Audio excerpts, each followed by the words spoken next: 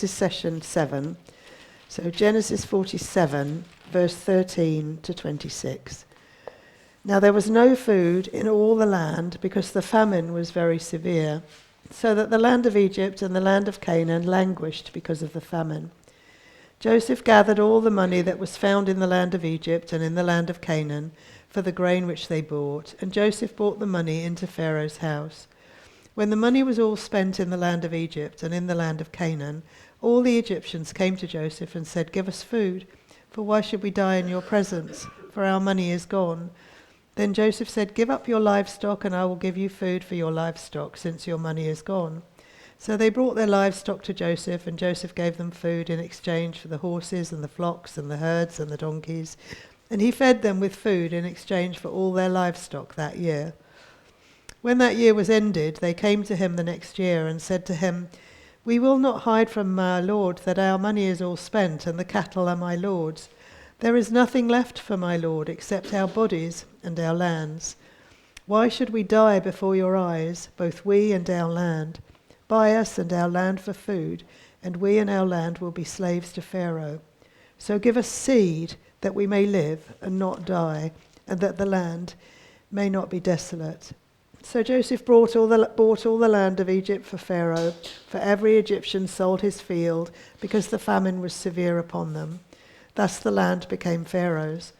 As for the people, he removed them to the cities from one end of Egypt's border to the other.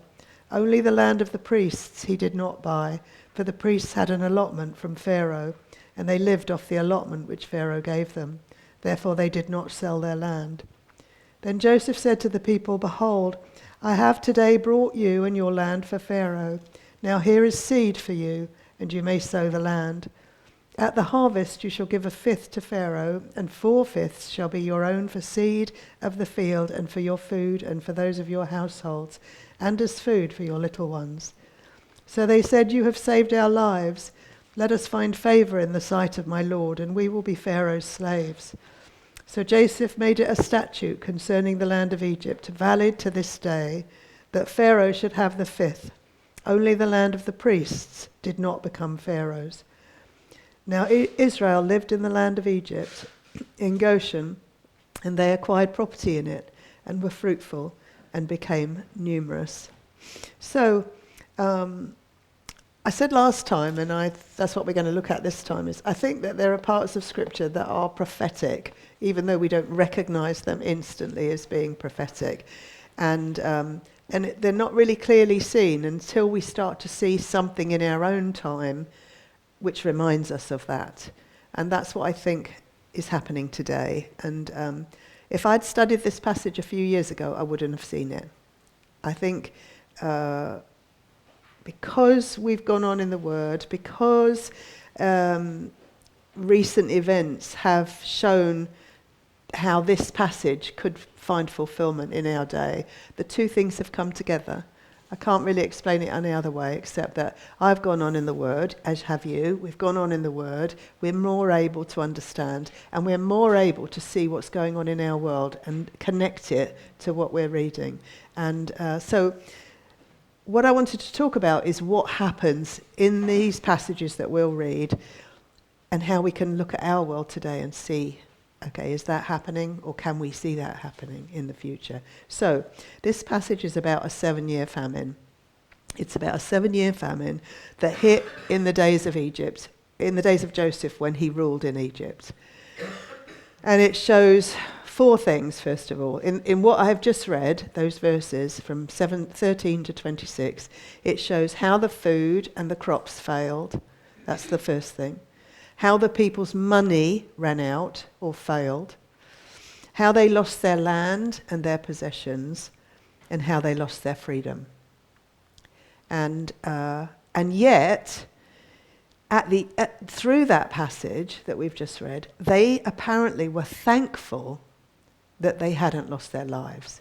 So they went through this process. The food and the crops failed, their money ran out, they lost their land and their possessions, they lost their freedom actually because they owed Pharaoh all the time, and yet they were apparently, as I say, thankful that they had still had their own lives. And The 7-year famine begins with the food failing, obviously, and then the money and possessions going, and then the people becoming slaves, and then simply it ends with them being happy that they're still alive.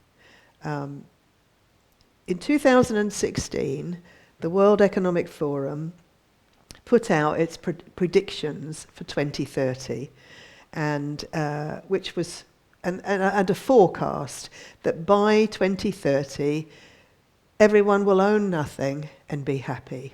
It was a statement that they put out. This is not a theory. This is not what do you call it? A conspiracy theory. This is you can just put that in online, WEF 2030 manifesto or whatever forecast, and you'll read these things there.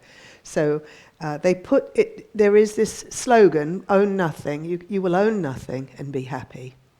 And they put that out in 2016, and so by 2030, that's how it would be. That was their forecast, their prophecy, actually, their prediction. And it's the way they see the future going. And so they just put out that report and that slogan. I've seen it, actually. I've seen it on the side of buses. You will own nothing and be happy. It almost sounds like it's a movie, but it comes from their thing. So I'm not sure that it will come about by 2030. I don't think that you could put a time limit on, but definitely they're thinking that it would be about 2030. And also the United Nations has a similar prediction or goal. They have something called the 2030 Agenda, and both of them are very similar. So you've got the UN saying something about 2030 or around about that time, and the World Economic Forum. And whenever those things occur, whenever what we've seen happen here in Genesis and what they're talking about in their thing, which we'll go through in a little bit more, then the Bible tells us in Revelation, there will be a terrible famine in the last days. We're going to read Revelation chapter 6, and one of the things that happens when the 4 horsemen of the apocalypse go out in Genesis chapter 6, Revelation 6, is that the first thing that happens causes a famine. And that a powerful system will rise up in the world and will take control of people's lives. Not necessarily that they won't want, but that this powerful system will rise up to enable people to eat, to have a roof over their head, all of the things that we basically need as human beings to survive. And this passage in Genesis is the same as the passage in Genesis chapter 6. And so I think it's a prophetic pointer to the tribulation, the great tribulation that is going to happen. I'm not saying that every single detail is exactly the same, but in prophecy, what you're given is kind of an overall picture, and then in the New Testament, you start to see that picture unfolding. So when it begins in Genesis 47, verse 13, the first 13 says, "Now there was no food in all the land because the famine was very severe." So what causes famine? What are the typical causes of famine? I put this into Google. What causes famine? And these are the answers that Google gave me. War and conflict that destroys crops and disrupts food distribution. So war and conflict. Pestilence and plant disease, that was number 2. Insect infestations, which cause large-scale crop failure. And climate impacting food production, such as floods or hail or droughts or whatever, through excessive heat. So those are the 4 things that you will find cause famine if you put it in on any internet search. That's what will happen. And the World Economic Forum says that we are on the brink of a polycrisis. They call it a polycrisis, and it uses that term to talk about multiple global crises that will all happen and bring about a kind of a change in the system of our world, in the systems of our world. And it's interesting, isn't it? Don't you think it's very interesting that all of the things I've just said are talked about in Revelation. All of them are talked about in Revelation in the last 7-year period. Now, I want to say right up front, and I'll say right at the end, this is not about everybody being scared and thinking, okay, what we're going to do, because our aim through the whole thing, through everything we do here, is to focus on God, on his word, on who he is, and to find comfort, strength, all of it in him. So we're going to see these things and see that they will occur, but we're going to hold them in their right place, and that is they are under the control of God, and that he is victorious, and that we are victorious in him. So I'm just saying that, throwing that in. That's not in my notes. I wasn't going to say it till the end, but just in case there's any worry going on, we do not need to be anxious about anything. That's what God tells us in Philippians 4. He says, be anxious for nothing, but in everything by prayer and supplication with thanksgiving, present your request to God, and the peace of God that passes all understanding will guard your heart and your mind in Christ Jesus. That's a promise. It's a promise. So when we get anxious, we are supposed to come to God in prayer and supplication, thanking him that we can do so, and give him all the burden of what we're going to talk about and what other things you may have going on in your life. So Revelation chapter 6. Let's go to Revelation chapter 6. And, well, actually, before we do, let's go to Matthew. Just go back a bit to Matthew 24. This is Jesus talking. And he's telling his disciples about what will happen at the end. So Matthew 24, verse 6 to 8. We'll just read those verses first. Matthew 24, verse 6 to verse 8.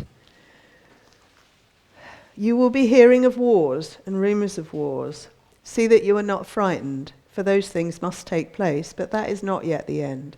For nation will rise against nation, and kingdom against kingdom, and in various places there will be famines and earthquakes, but all these things are merely the beginning of birth pangs. Then verse 9, then they will deliver you to tribulation and will kill you, and you will be hated by all nations because of my name.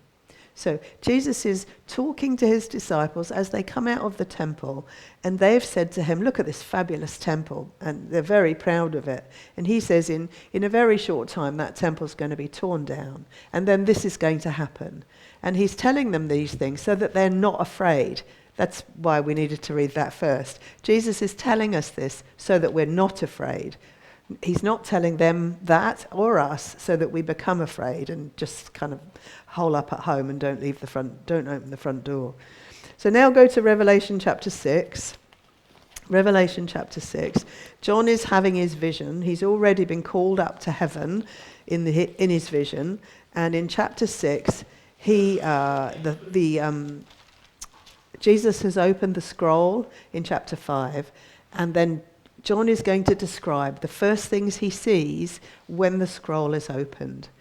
And in chapter 6 he begins, then I saw the Lamb broke one of the 7 seals, and I heard one of the 4 living creatures saying as with a voice of thunder, come. I looked, and behold, a white horse, and he who sat on it had a bow, and a crown was given to him, and he went out conquering and to conquer. When he broke the 2nd seal, I heard the 2nd living creature say, come. And another, a red horse, went out, and to him who sat on it, it was granted to take peace from the earth, and that men would slay one another, and a great sword was given to him. When he broke the 3rd seal, I heard the living creature say, come. I looked, and behold, a black horse, and he who sat on it had a pair of scales in his hand. And I heard something like a voice in the center of the 4 living creatures saying, a quart of wheat for a denarius, and 3 quarts of barley for a denarius, and do not damage the oil and wine. When the Lamb broke the 4th seal, I heard the voice of the 4th living creature saying, come. I looked, and behold, an ashen horse, and he who sat on it had the name Death, and Hades was following with him. Authority was given to them over 1/4 of the earth, to kill with sword, and with famine, and with pestilence, and with the wild beasts of the earth. So, in Revelation 6, what you see is that peace is taken from the earth during the second seal. There's the rider on the red horse. Is it red? Let me make sure, yeah. The rider on the red horse, and it was given to him, granted to take peace from the earth, and that men would slay one another. So you have here the picture of conflict. What is one of the things that causes famine? War and conflict. So that's the red horse that has gone out. That is quickly followed by famine conditions. In verse 6, I heard something like the voice in the center of the four living creatures saying, 1 quart of wheat for a denarius and 3 quarts of barley for a denarius. That is very expensive for 1 quart of wheat and 3 quarts of barley. A denarius was something like a day's wages. So you're being shown in Revelation that the conflict begins and then the famine begins. And that's exactly what we know, how famine begins. It begins, one of the reasons, because of war and conflict. Anytime there's war anywhere, what happens? The people in that region are crying out for aid, and the rest of the world tries to send aid. But we're talking about here massive war and conflict and massive famine. Okay, the third seal, the Lamb breaks the fourth seal. What happens in the fourth seal? That power was given to kill 1/4 of the earth by the sword, by famine, and by plague, and by pestilence. So by the time of the fourth seal, all of those things are happening. Whoever has the power is able to control what goes on. I said at the end of the things that will happen, people in power, the people who have the power will have, or the people who have the food will have the power. The people who have the arms, the weapons, will have the power. The people who have control will have the power. This is, again, not to frighten anybody. I'm not trying to frighten anybody. I'm just trying to link up what we're shown in Genesis with what we're shown in Revelation. So today, if you go online and say, who owns most of the land in the world, you will find names of people who own most of the land. If you go on to and find who owns most of the seed, you will find names. So I will tell you what I found. There are key families and corporations that control much of the food across the United States and the world. Bill Gates has recently become the largest landowner in the US. He owns most of the land in the USA. And there's one article speaking about the pressure on a family, says there's huge family-owned farms, says there's huge pressure on farms. Now, what are we seeing in our own country today? Huge pressure on farms. Not because one person owns, but because the government is able to exert pressure in various ways. And I'm not saying whether that's right or that's wrong, I'm not getting into the actual politics of it. But what we're seeing is the reality that you might own your own farm, and you might want to farm your own crops, but if you can't sell those crops to anybody, and if you don't make enough money to buy the seed to plant next year's crops, you are done for. So the power is control. And we see that here. And as I say, if you put in anything about this online, it's not just my interpretation, you will find what I'm going to tell you. We've got farmer protests all over Europe, and of course here. Did you see that photo of the tractors up at Whitehall? This is a global problem. It's not just a UK problem. It's a global problem. A global problem that there's anger at the moment about the power and the control that is being exerted on people who are growing crops and wanting to make their own living, but also distribute. Did you know that there are a handful, maybe 5 or 6 corporations that own 50% of the world's seed? What is it they wanted to do here in Genesis? They said, give us the seed that we can plant. If you've got a few corporations owning 50% of the seed, you can imagine that they can charge whatever they like for it in times of famine or in times of stress. So Genesis 47, I forget the exact verse. I'll tell you the exact verse. Genesis 47. Where are we?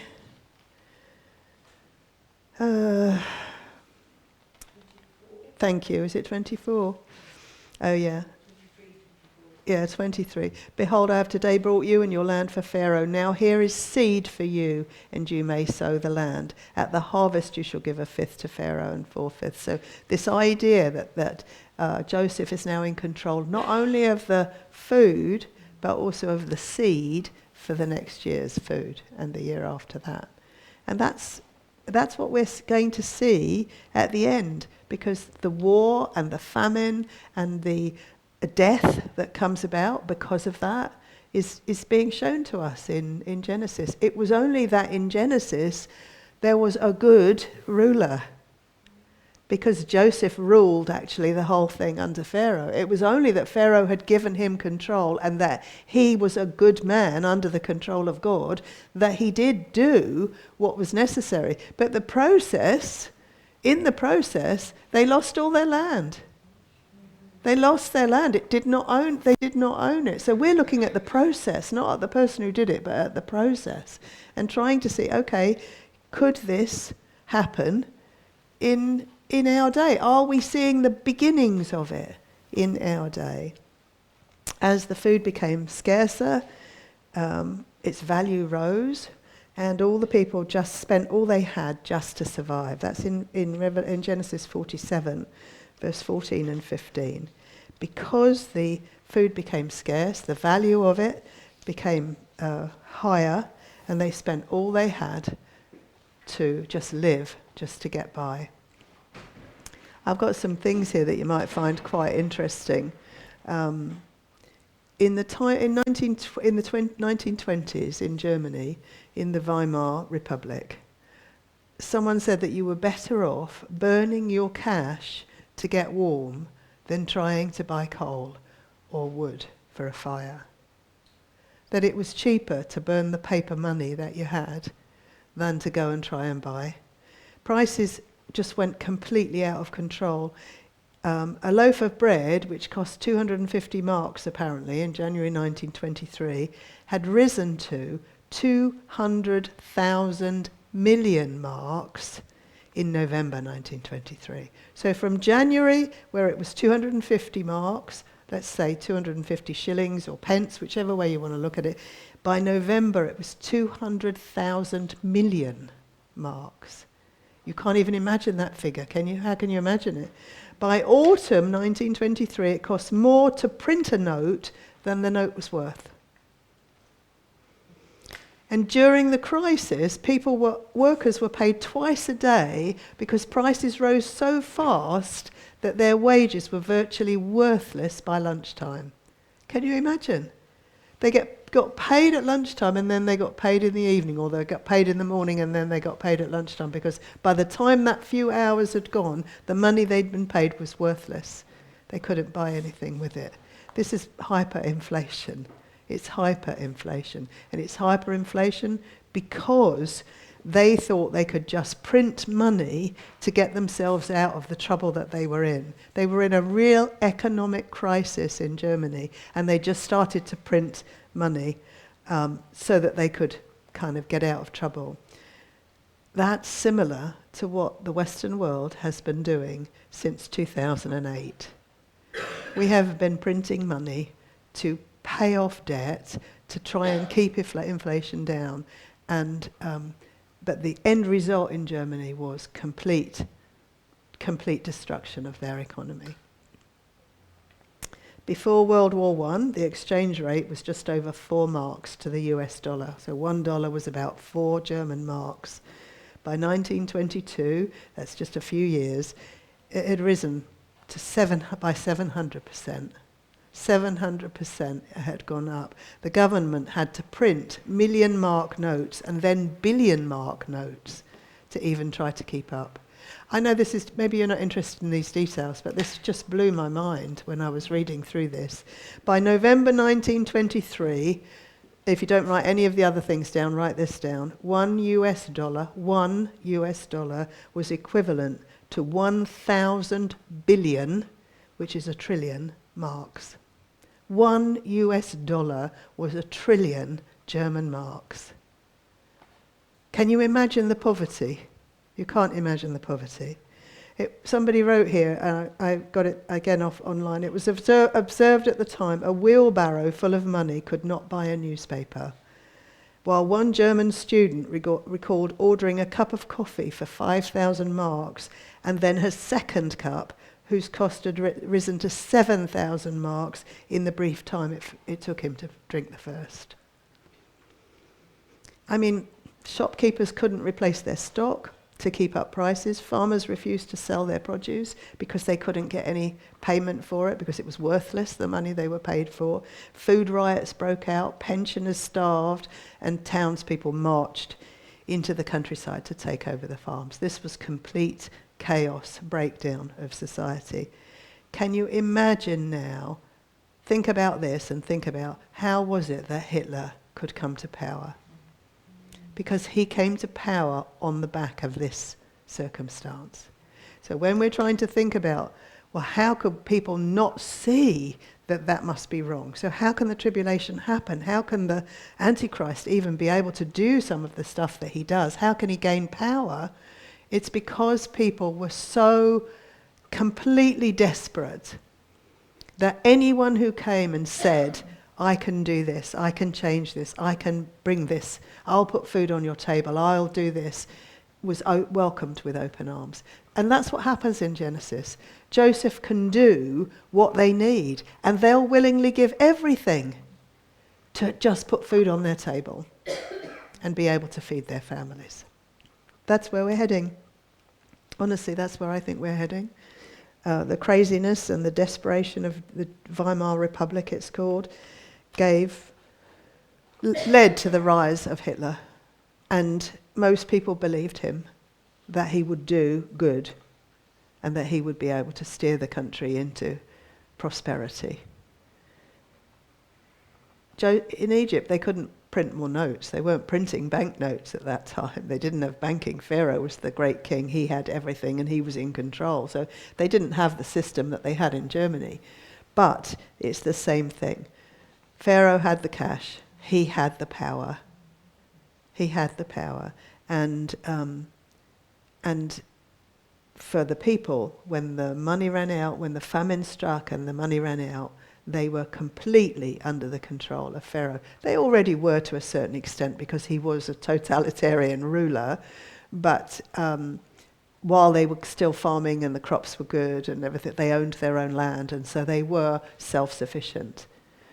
But as soon as the famine came, they had no money, food became too scarce, and the people's money was used up trying to survive.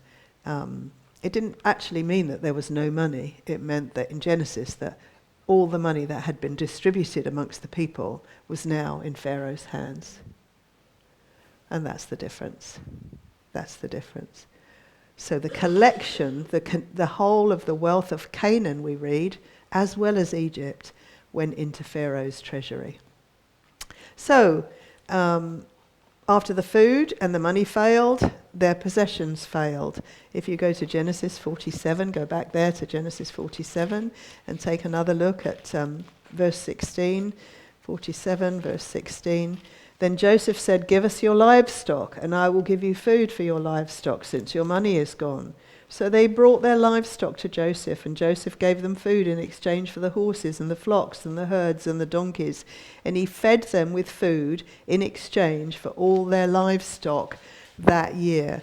So they had food that year, but remember, this is going to be a 7-year famine. This is the dream that Pharaoh had. There's going to be a 7-year famine.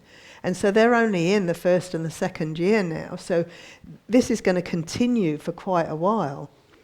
And they're already giving away, their money's run out, and they're already giving away their livestock. They're having to buy seed or get seed, as we'll see in a little while, from Joseph, because they haven't even got the seed. So when the year ends, they've got food for that year because they've given him all their livestock. When that year ends, they have to go back again. They have to go back again. And what do they have left to sell? What do they have left to sell? Their land and themselves. That's it. They only had their land and themselves. Verse 18 to 20. When that year was ended, they came to him the next year and said to him, "We will not hide from my lord that our money is all spent and the cattle are my lord's. There is nothing left for my lord except our bodies and our lands. Why should we die before your eyes, both we and our land? Buy us and our land for food, and we and our land will be slaves to Pharaoh. So give us seed that we may live and not die, and that the land may not be desolate." Once they ran out, they had nothing, only themselves. And they willingly enslaved themselves to Pharaoh, gave him their land. And you know why. Because they had children to feed and grandparents to feed, and and wives to feed, and they had a family to make sure that didn't die. And they were willing to do anything to get the food and the seed for the following year.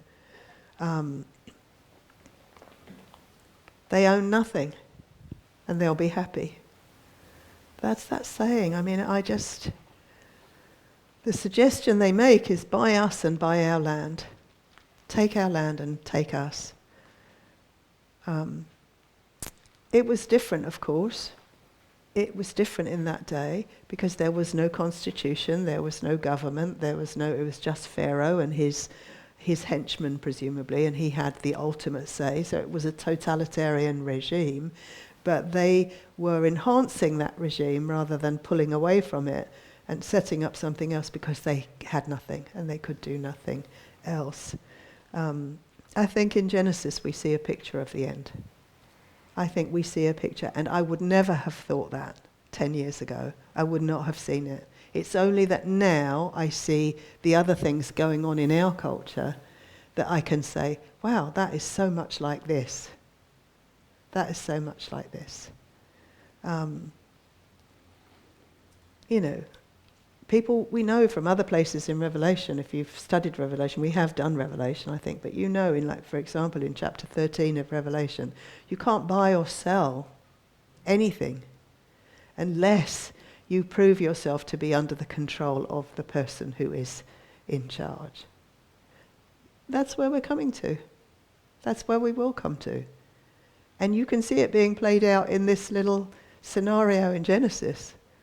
And I think God is giving us the information so that we can live differently now. I don't think it's a coincidence that I said to Maureen months ago, it would be good if you and I could work together on something, because she likes to go out on the street and I like to disciple, and I said it would be really good if we could, if you come back and we could work together. She then came back months later with this germ of an idea to do this kind of, let's call it an evangelism course. It's not exactly, but let's call it that. A series of workshops, actually, that we could take around to churches, we could put online, all of that sort of thing, and also do here. And said, well, what about, can you do something like this? And as I say, we worked on it, and then just yesterday, I had thought, I don't know how to do that. I don't know, Lord, I don't know. And suddenly, I suppose because I was going over this, it dawned on me, what is the purpose of us knowing that in Genesis 47 we're getting a prediction or a prophecy of something that's happening in our day? Because we've got no more time to mess about. Do you know what I mean? Don't you feel that? You feel like you've got no more time to mess about. No more time to, I don't know. I don't even know what you do, what you spend your time on, but I've got no more time to be bothered about this thing or that thing, or where I can go. When can I next go to America to visit my daughter, and when this and when that. I have to just concentrate now on, okay, so this is going on apace. We're already in 2025. Can you even think that in 5 years' time, the WEF and the UN agenda are both focusing on 2030? That's 5 years. Okay, in 5 years, how many people can we bring to the Lord? How many people can we help to disciple? How many people can we tell about Jesus? Even if they don't come to the Lord right then, how many people can we make sure we know that they know who to turn to when the chips are down? And I think that's it, to be honest. That's it. That's why I've written out all of this. That's why I went onto Google and made sure that what I was thinking was I could actually back up. You know, because everyone's going to run out of money. Famine is coming, war and conflict is coming. How do I know? Because Jesus said so. How do I know that insects and pestilence are going to come? Because Revelation tells me that there are going to be locust plagues. Joel told us that. Remember? When we studied the book of Joel, we saw locust plagues, which was a picture of end times also. It's almost like God, how many times have we said that, that God, it's like God says, right, well, I'm going to tell them once here, and then they'll probably read a few more pages, and then I'll have to tell them again, and then they'll read a few more pages, and maybe they can have a bit of break, because it's twice now I've told them, so then in the next book I'm going to tell them again, and again, and again, and again, and again, and I think probably if we went through the whole book from Genesis to Revelation, we would see this being played out. I'm sure we would. Over and over and over and over again, we would see, in some form, God warning us, his people, that this is going to happen and what you're going to do. Because this is not for us to run scared. You could be scared at this, couldn't you? You could listen to this and think, oh my goodness, what am I going to do? I better stock up, put a load of tins in the basement, and all of that. But that's not the purpose. The purpose is, for this little ministry, look at how many. We're not many people here. I don't know how many people online, and maybe I don't know who's going to even ever watch this video. But whoever it is, it's not for the purpose of being scared. It's for the purpose of saying, right, okay, Lord, I'm here. I'm still here. I'm still eating food. I still have a home. I'm still able to go and to tell people about Jesus. Not necessarily on the street, not necessarily on the train, not necessarily on a cruise ship, but I can tell someone about Jesus. And I can help someone who knows about Jesus to know a bit more. I can do that. I can do that. So Genesis 47, the people own nothing. Now they became servants to Pharaoh. Basically, they became slaves to Pharaoh, and that's what they said, we'll be your slaves. So 47, verse 20 and 21, I don't know if we read it. So Joseph bought all the land of Egypt for Pharaoh, for every Egyptian sold his because the famine was severe upon them. Thus the land became Pharaoh's. As for the people, he removed them to the cities from one end of Egypt's border to the other. That's verse 21. So what happens next? They own nothing. They've got food. They've got fields that they've given to Pharaoh. He's giving them back seed so that they can plant for the following year. But what happens with the people owning nothing, not even themselves, and becoming servants of the state? Actually, they're all servants or slaves of the state. They are now moved away from the fields into cities. They're moved away from their heritage, if you like, into cities. Why would Pharaoh do that? Why would he move them into cities? Because the land didn't belong to them anymore. It belonged to him. And he could say when they could go back and when they would work on the land and when they wouldn't. And also, if you have people in cities, which we'll take to mean big towns, because I don't think they had cities as we have cities now, big towns, people are easier to manage when they're all together. They're much easier to manage than if they're separated by farms that are miles apart.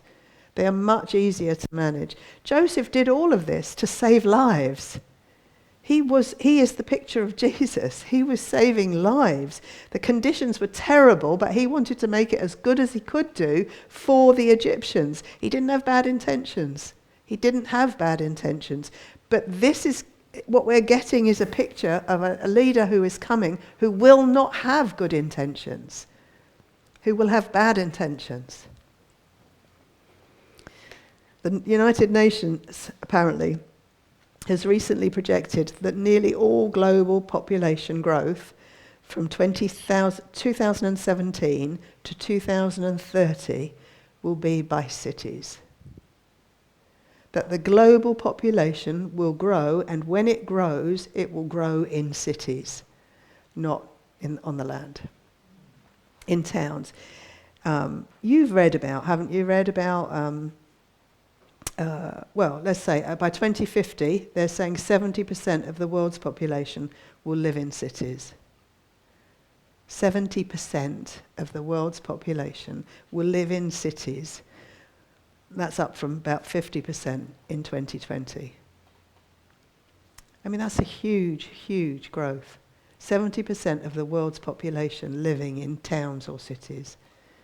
Now, think about, I've read about this push for 15-minute cities. You've read about that, yeah? I mean, it's openly discussed. Sadiq Khan in London is the chairperson of a whole group of people, I'm sure under the WEF or the UN, whichever it is, under their auspices, a group which is pushing for 15-minute cities, where people live and work within a 15-minute radius. What will that do? That will cut down on car travel, on bus travel. You'll be able to walk wherever you need to go. You'll work and you'll live within that 15-minute radius. What will that do? You'll get all the necessities of your life within a 15-minute radius. Why would they want to do that? Because then they can control how far you can travel. You'll get ID cards to show that you live in that 15-minute radius. They're already bringing ID cards in. And I'm not making this up. This is not a conspiracy theory. This is actually, if you go online and put in 15-minute cities into any search engine, you will find this idea of keeping people so they don't have to travel very far, so they get everything at their doorstep, on their doorstep, basically. And when you have a global identity ID and you have a limit to how far you can travel, because part of the thing with the 15-minute cities is that you'll perhaps get 5 permits to go out further than your 15 minutes. You can't believe that they're actually speaking about this, but that's what they're speaking about. And it's all in the name of climate change. So therefore, you won't be flying anywhere, you won't be driving anywhere, you won't be doing all of those things that are using up all this and pushing the CO2 into the atmosphere. And that's what's being talked about, openly talked about. I suspect if I had gone further into it, I could have heard, the minutes or read the minutes of their meetings, because it's out there, it's open. So, back to Genesis 47, verse 22 to 26. Only the land of the priests he did not buy. As for the people he moved them, this is verse 21. As for the people he removed them to the cities from one end of Egypt's border to the other. Only the land of the priests he did not buy, for the priests had an allotment from Pharaoh, and they lived off the allotment which Pharaoh gave them. Therefore they did not sell their land. Then Joseph said to the people, Behold, I have today bought you and your land for Pharaoh. Now here is seed for you, and you may sow the land. At the harvest you shall give 1/5 to Pharaoh, and 4/5 shall be your own for seed of the field, and for your food, and for those of your household, and as food for your little ones. So they said, You have saved our lives. Let us find favor in the sight of my Lord, and we will be Pharaoh's slaves. Joseph made it a statute concerning the land of Egypt, valid to this day, that Pharaoh should have the 5th. Only the land of the priests did not become Pharaoh's. The priests were given special status, and they were given food to eat. They didn't have to sell their lands. I don't know, but is that a pointer to this sort of special group of people who are not included in all of the other stuff that we mere mortals will have to go into? I don't know. But remember, if you're thinking priests, and you might think, that might be Christians. No, it won't be the Christians. It won't be. These were priests to fake gods, remember. So again, I don't know if that's a pointer, I don't know, but I would imagine it's telling us something, because it's in this block of things that I think is telling us what to expect. In Revelation 6, verse 6, we read a kind of instruction. I don't know if we read it when I read it just before, if I read it out, but in Revelation 6, verse 6, what you hear is, and I heard something like a voice in the center of the four living creatures saying, yes, I did read this, a quart of wheat for a denarius and 3 quarts of barley for a denarius, and do not damage the oil and the wine. Again, is that their kind of luxury items, the oil and the wine? And are they for those in control rather than not in control in this time that we're going into? Secondly, what we just read, we've read that a new tax was implemented. In fact, this is the first tax recorded in Scripture. This is the first time any sort of tax has been talked about. So having sold their property, they still get to work the land, but now for someone else. And they didn't own it anymore, so now they're having to pay a tax of what amounts to 20% of what they get. 20% of the produce has to be given away in tax. And as I said many times, the passage ends with people owning nothing, yet seemingly very happy to be alive. They said, actually, you've saved our lives. Let us find favor in the sight of our Lord. We will be Pharaoh's slaves. So Joseph did this to save their lives. I do think we need to keep that in mind. And they were saved. They were saved, actually, in the midst of an extreme famine, a 7-year famine. So they were saved.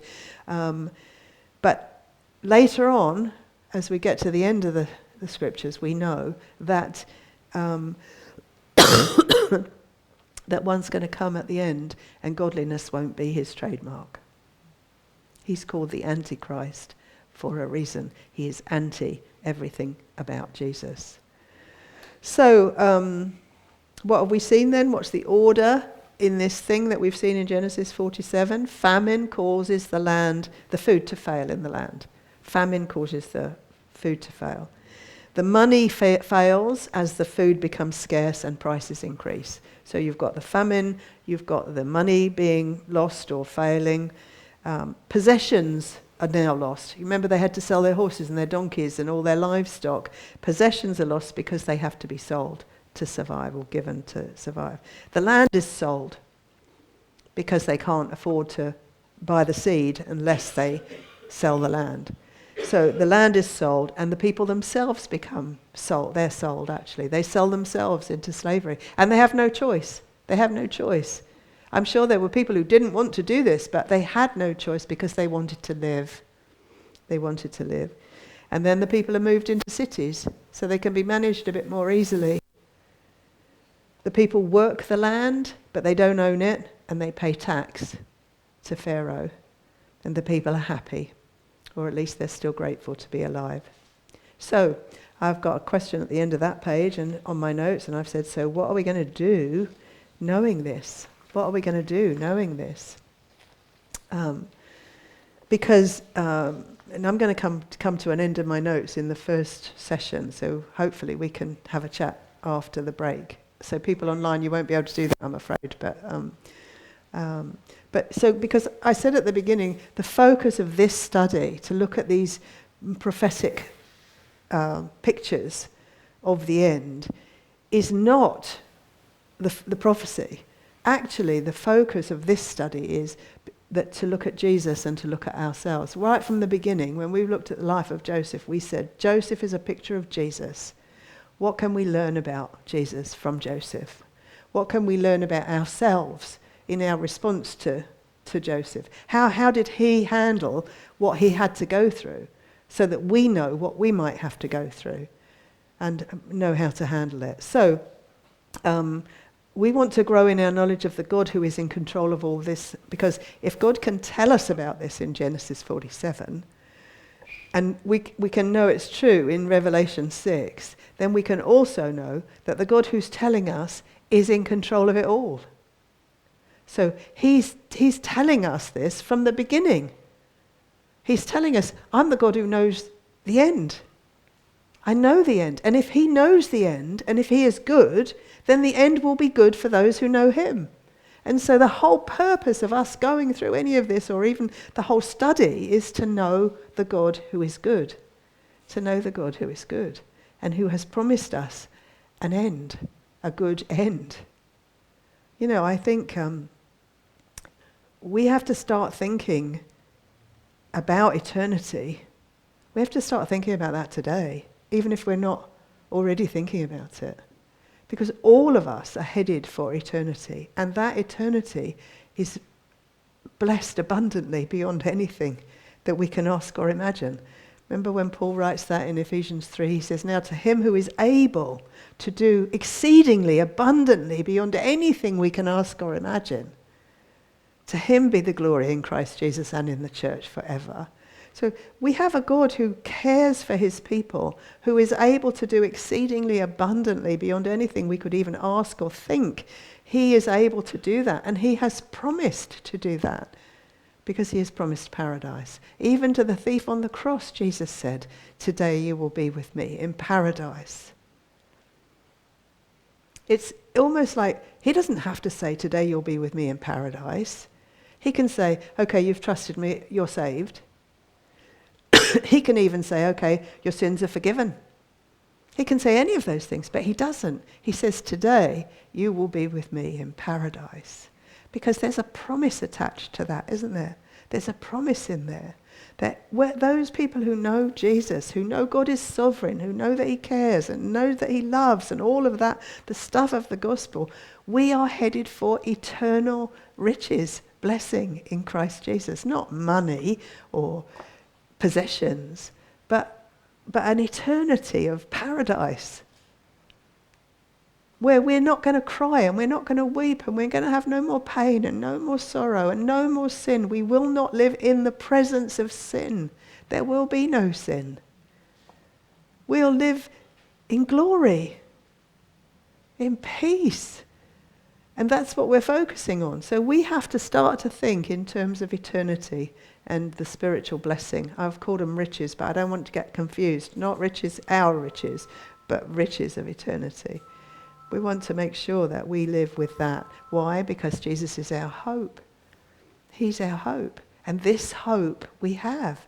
That's what Paul says in Corinthians, I think. I can't remember, but all the way through the New Testament, we have the hope of Jesus Christ.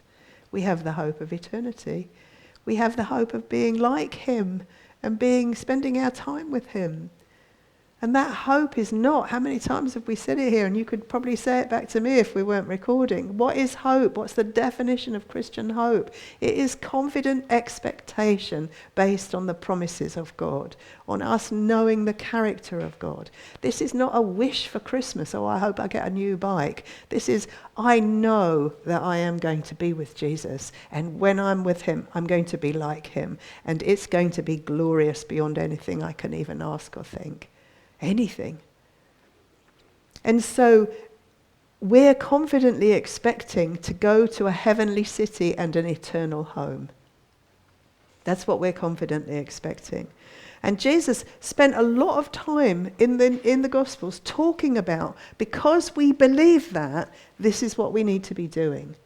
And so I'm just going to run through some scriptures and read through the scriptures, because Jesus is our hope and he told us where we're going, and he was clear about what we should do on the way. So Matthew chapter 6, in the middle of the Sermon on the Mount, Jesus is going to say in Matthew 6, don't lay up treasures on earth. Matthew 6, verse 19 to 21.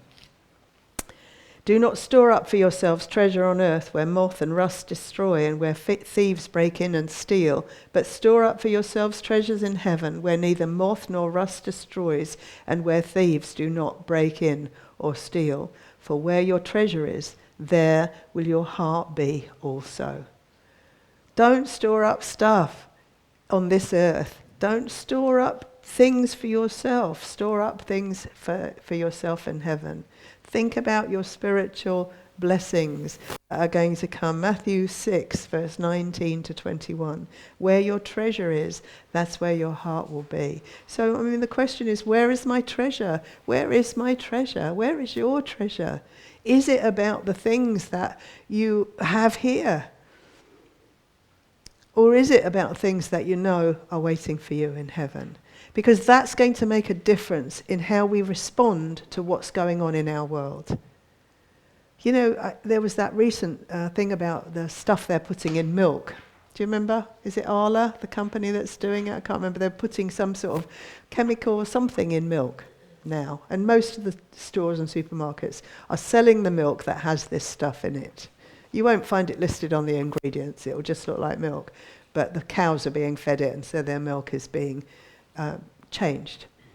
And there was big uproar, I don't know, you probably didn't see it online. A lot of blank faces staring back at me. So there was lots of stuff about it.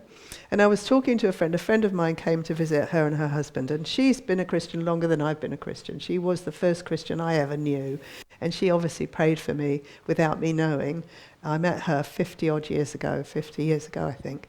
And I was talking to her, and I said, so what do you think about this? I'm trying to find a place where I can buy milk which doesn't have this stuff. And she looked at me, and she said, why? I said, well, I don't want to drink all that stuff. I don't want them putting chemicals in. Who knows what it's going to do? She said, well, does it really matter? Because if you die, you're going straight to be with him. So why does it matter? Why are you worried? And actually, although sometimes she can be a bit simplistic in that way, it was perfect. Because yes, why am I worried about that? Why am I worried about that? Why am I worried about whether I get this or I get that, or I do this or I do that? Of course, I'm not saying it's easy. I'm not saying it's easy to get sick and then to die. It's not. And of course, all your family are going to be sad. But in ourselves, just think about yourself as an island for a moment. Think about yourself as an island and think about where you'd rather be. And now there you see, don't store up things here, stir up things there. And it's not easy. I'm not trying to say it's easy. And of course we have families we love and they love us, and we've got all sorts of other stuff going on all the time. But just try to think, if it was just you and the Lord, where would you want to be? We can't, because of course we're not. It's not just me. But for that moment, where would you want to be? Because that will help you as we go forward.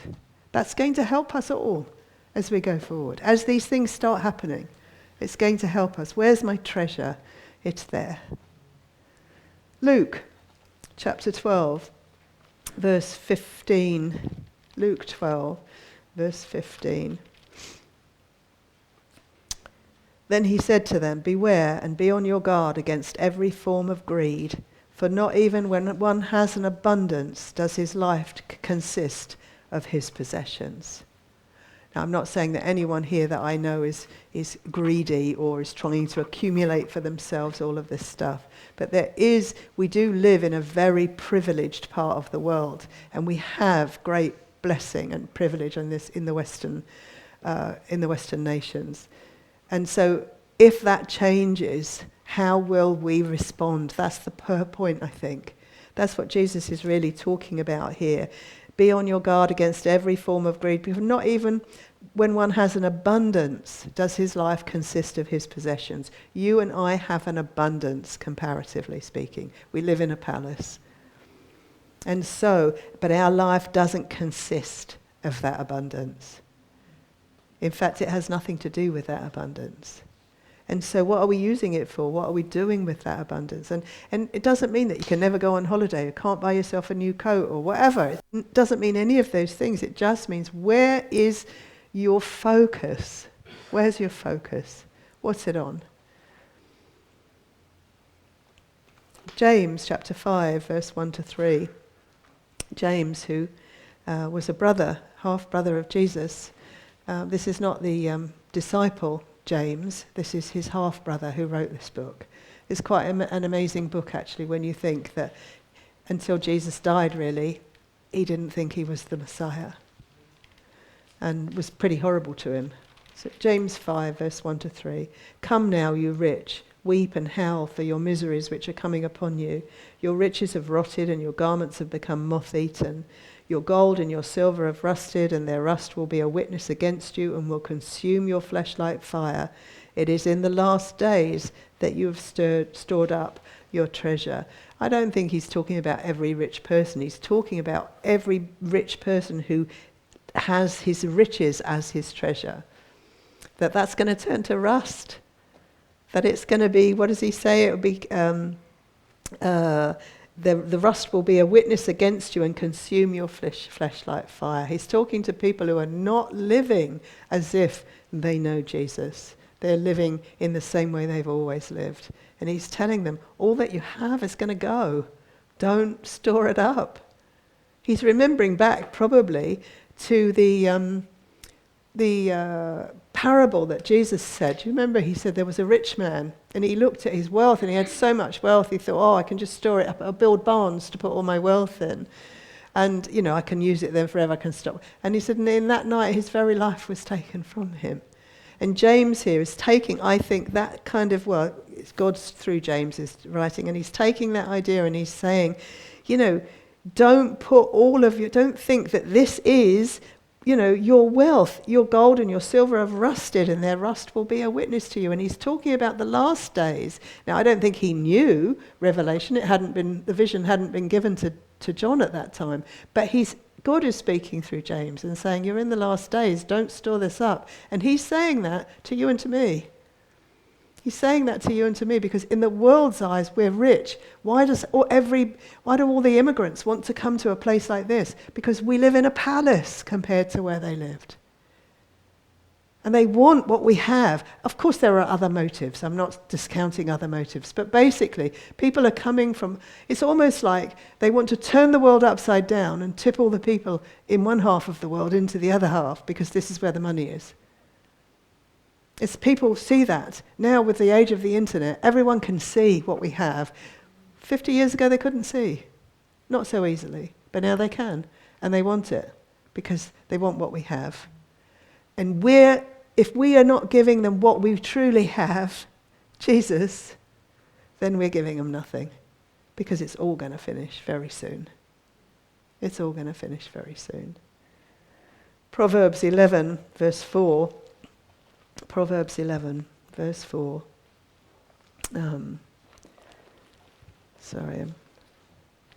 Proverbs 11, verse 4.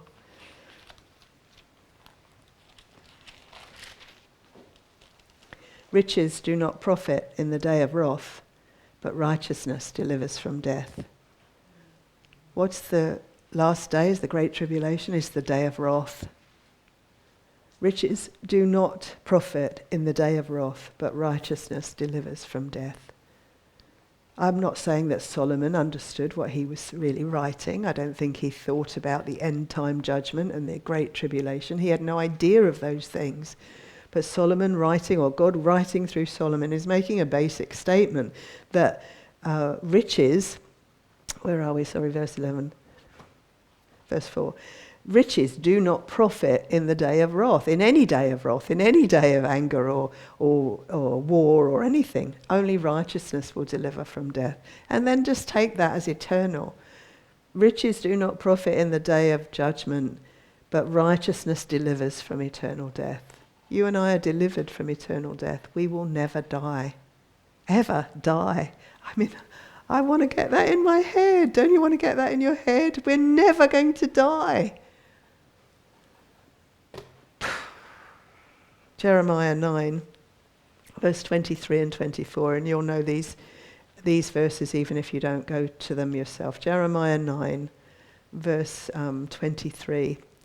Some boast in chariots. Where are we? No, that's not that actually.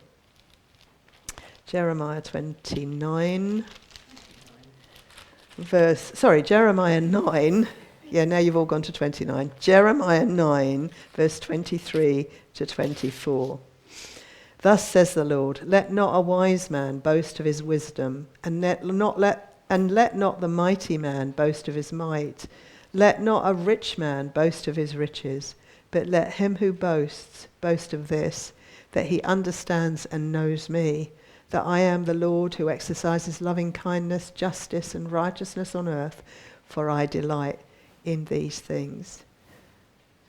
Let not a wise man boast of his wisdom, or a mighty man boast of his might, or a rich man boast of his riches, but let him who boasts boast of this, that he understands and knows me. Knows me. I think it's David who will write in the Psalm, some boast in chariots and some boast in horses, but we boast in the name of the Lord our God. It's this boast. The word boast means have confidence in. We place our confidence in the fact that we know God. We know God, not in anything else. And I think we've always got to remember these things. We have to remember these things now because it's really, it's always been important. How long ago was Jeremiah written? Probably, 2,000 years more, 3,000 years ago. These words were written in the book of Jeremiah. And it was important then, and it's important now. And we're facing the time that Jeremiah could only glimpse in his prophecies. We are actually coming into, and we'll probably face that time. So what's the promise of the Lord for his true church? We don't know how many birth pains we've seen already. In Matthew 24, Jesus talks about this as just the birth pains, what we're going through. Nation will rise against nation. There'll be famines and pestilence and all these things. But that's just the beginning of birth pangs. That's what he says. So we don't know how many, where are we in the process? I don't know. But I know his promise for believers. Revelation chapter 3, verse 10. We're almost finished because I'm sure you're itching to get a cup of coffee. Revelation 3, verse 10. Because you have kept the word of my perseverance, I also will keep you from the hour of testing, that hour which is about to come upon the whole world to test those who dwell on the earth. That's his message to the church in Philadelphia. And I actually think that you and I are a part of the church he's addressing in Philadelphia, because he says, I know your deeds, verse 8. Behold, I have put before you an open door which no one can shut, because you have a little power and have kept my word and have not denied my name. I think that you and I belong to the church that he's addressing as the church in Philadelphia. We are true believers. He knows our deeds. He's put before us an open door which no one can shut. Because you have a little power. We're a very tiny ministry, a very tiny people, unimportant people in the overall scheme. We have no power, we have no real control over anything. But God has put before us an open door which no one can shut.